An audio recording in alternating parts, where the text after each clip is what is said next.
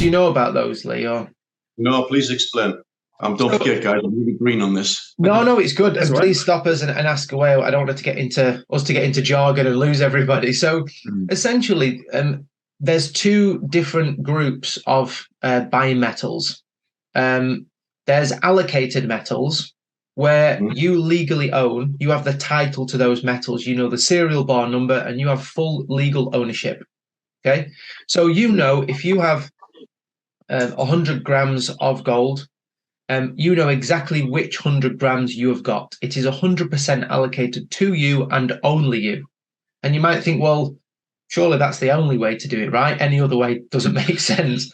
But as we know, in the financial world, there's a lot of creative people that, leverage things and enable you to buy multiple versions of one thing. So that's allocated. The other is unallocated.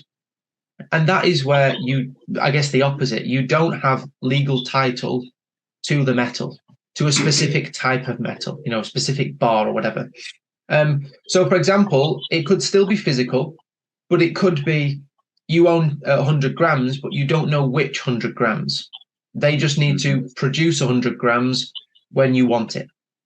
Okay? So you can still sell it. You still can sell the 100 grams. You can buy more, but you don't know exactly which bit.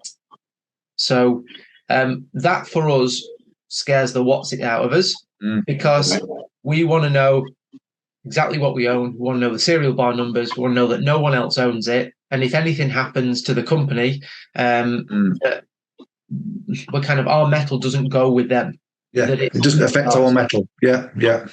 And with unallocated, you're just kind of the lines are very blurred about the ownership. Let's put it that way. The other way that you can, I guess, part of unallocated or a slightly different version is ETFs, and that's exchange traded funds.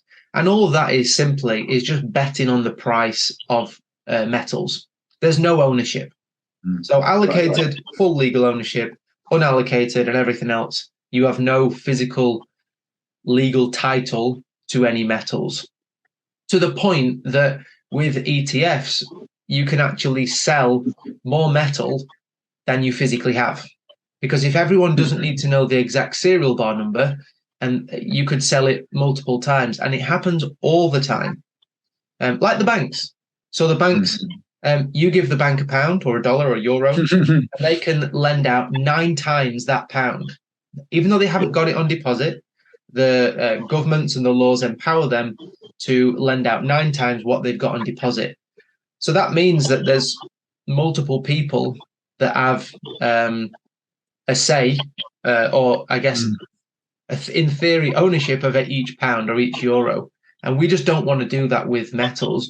We actually want to get as far away from the banks and how the banks work as possible.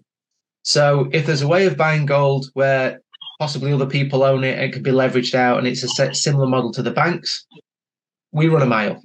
We want to be very boring. We want to buy metal that's in a dark room, gathering dust that we own, and that's it. Calling all US citizens. Check out the link in the description to get your free Gold Busters ebook.